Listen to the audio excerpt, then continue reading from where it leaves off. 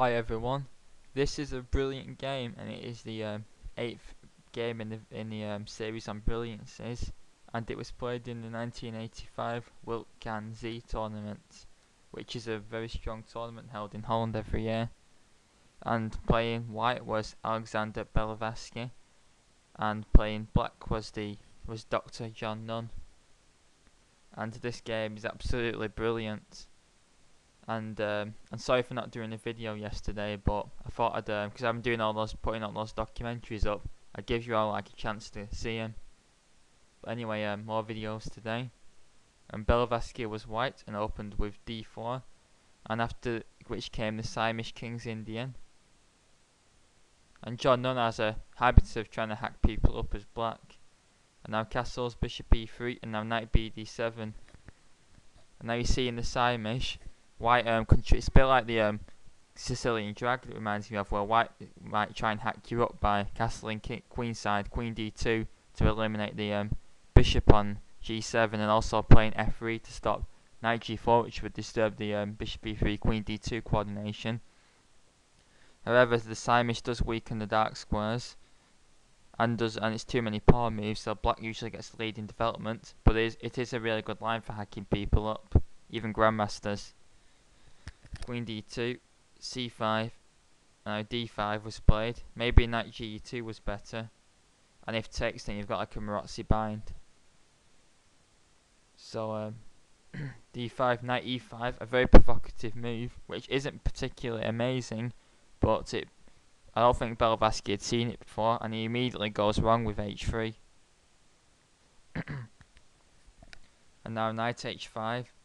And now black's using his lead in development because white's kingside pieces are all spectator pieces. And now he's threatening knight g3, after which he will take the f1 bishop off and then take on c4. And now white has to stop it, so he plays bishop f2.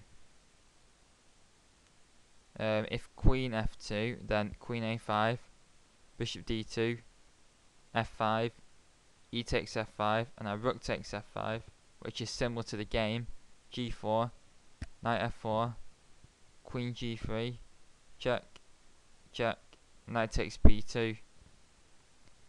And this is a very interesting position that has come up. We'll just have a look to see what the evaluation is.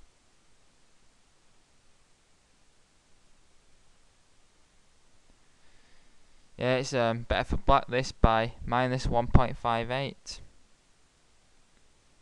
So this isn't a brilliant line to go for, but it shows how bad h3 was as a weakening move. White's idea behind h3 was to play f4 without allowing knight g4, but now black starts being violently active and now plays f5, breaking through because black's castled and white hasn't. And if he gives white a moment, he'll castle queenside and then he'll be having the advantage. And after e takes f5, now comes a great move, and if you want to try and spot it, please stop the video now. He plays rook takes f5. And now, after the pawn fork, g4, he now plays rook takes f3, and the rook can't be taken because then the white king and queen are forked. If he tries castling out, trying to take the f3 rook next move, rook f7, after g takes f5, now queen f8, doubling on the f line, and after rook h2, now a killing move, bishop h6. The only way to stop the queen being lost is bishop e3, and after takes, white's f1 bishop hangs, and black is a pawn up with a crushing position. So now white's king is stuck in the centre, and the best way is to accept the challenge by taking the knight, and if white gets some moves, he might be able to hack black's king up with h takes g6. But now comes queen f8, doubling on the f line, and now white can never castle queenside because bishop h6 will win the queen, because the e3 bishop can't block. And now white plays a really good move which Nunn missed in his preparation, which is knight e4, which covers the f2 bishop up, centralises the knight, and plans stuff like h4 and knight g5 castles queenside. So he has to act fast and plays bishop h6. And now white should have played queen e2, which loses the queen, but after knight d3 check, queen takes, rook takes, bishop takes, and queen f4. Black is still better, but white has two knights and a rook for a queen and pawn, and if he can coordinate his pieces, then he should have some counterplay, and this game is far from over. A slight advantage to black was the evaluation by Houdini. But now, white can't face giving his queen up and plays queen c2, which is a blunder, and now comes queen f4, and now black's pieces are violently active. The bishop can come into f5 and the rook can come into f8.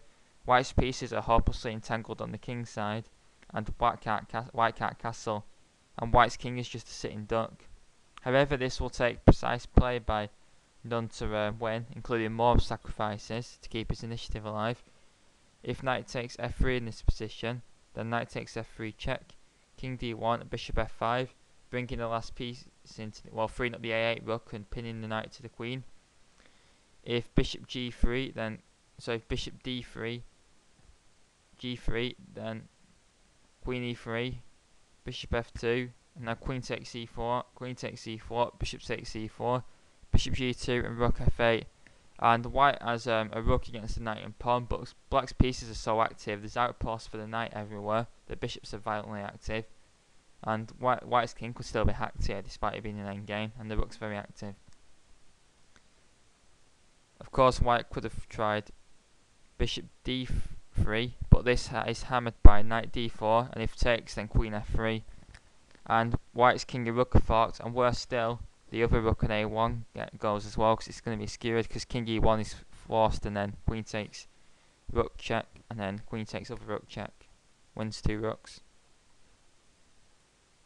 So knight e2 was played, and now it looks like black's attack is over because the queen has to retreat, but now another great move is played, which is rook takes f2, where if black's queen is taken, then white's queen is taken, and white's won the piece back with a decisive advantage, so the rook has to be taken. And now knight f3 check. This check is vital, otherwise black's queen is driven back, and then white can begin a dangerous counter-attack with rook g1. King d1, now queen h4, going after the f2 knight. Queen e3 isn't as good, because after knight g4, bishop takes, pawn takes, queen f2, threatening mate. White can defend with bishop h3, and although black has some compensation for the rook, it might not be enough here, and with careful defence, white may be able to exploit his material advantage and counter-attack, because black's king is quite open. So he plays queen h4, and now knight d3, which moves the knight and covers the e1 square, so white isn't mated. Another default of queen c2, by the way, which is like the decisive blunder, is that it cuts the king's escape route off, so queen e1 is mate. Now bishop f5, bringing finally the bishop into the attack, pinning the knight, another default of queen c2, and now rook f8 is coming, and white is going to be engulfed. Now he plays knight ec1, trying to cover up desperately. If knight c3, then knight d2. And now, because of all these strong threats like taking the bishop and the pawn and all that, white has to give up his queen. After takes, queen takes c4. Although the material is even, white's king is a sitting duck, and now stuff like queen d4 and c4 is coming, and the rook will come into the game. And again, white's got no development, his 2 rooks are doing nothing, and black will win this.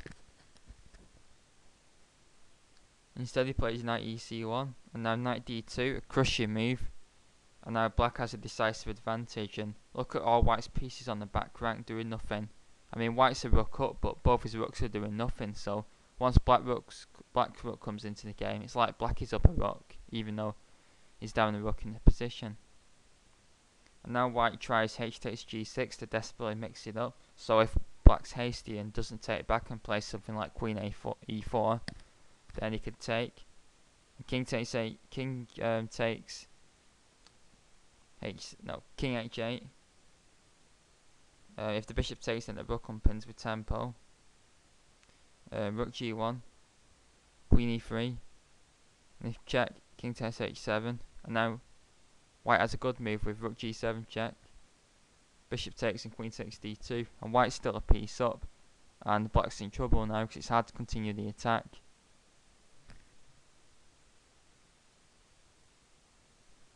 So he just takes back patiently, and white can't do anything here. He tries bishop g2 to get the bishop into the game and stop knight f3. And now knight takes c4, a pawn is picked off. queen f2 was played. If rook e1, then this loses to check, and white is forced to go to d2, and then the knight takes g2 check will be decisive. So queen f2, knight e3 check, forcing the king to move, and now queen c4, and black's queen switches to the queen side with decisive effect. There is now a dangerous pin, and white can't avoid losing a piece. He tries bishop f3, and now black could win by bishop takes d3, knight takes d3, queen c2, queen takes d3, where it's even material, but black's attack is just crushing. There is automatically threats such as knight c2 check, and white's rooks are still doing nothing. Amazingly enough, you won't think white was a rook up. I mean, the key to this amazing sacrifices in this game is white's lack of development, and how to exploit a dynamic advantage such as a leading development. It's also in for a penny, in for a pound, because black sacks a piece and then he has to sack an exchange to keep the initiative burning, but it was just completely decisive. And now white is just engulfed in the last couple of moves after rook f8, bringing the final piece into the attack. Rook g1, knight c2, and now white's pieces are all just going to drop off after king d1. White hopes black will take the rook by mistake as bait, but bishop takes d3, and now knight d4 is threatened, takes f3, knight takes a1 is threatened. All white's pieces are dropping off, including the king. White has got absolutely no counter play. The advantage is like 17 pawns to black. So Belivasky throws in the towel. And what a crushing win by Nunn this is. An absolutely brilliant game by a brilliant player. And this shows that he's been one of England's strongest grandmasters of all time. And this is far from his only brilliant game. And this shows how to hack someone up with the King's Indian. And although I like the Saemisch, it does show the defaults of the Saemisch well, where white lost due to his lack of development, i.e. too many pawn moves in the opening, not getting his king to safety, and the weakness of the dark squares is violently exposed in this game. I mean, just look at black's dark square bishop. But anyway, I hope you enjoyed this scintillating attacking game, and please subscribe to us, like our Facebook page, and follow us on Twitter. I shall post the links in the description, and please leave any comments and thoughts. Thanks very much.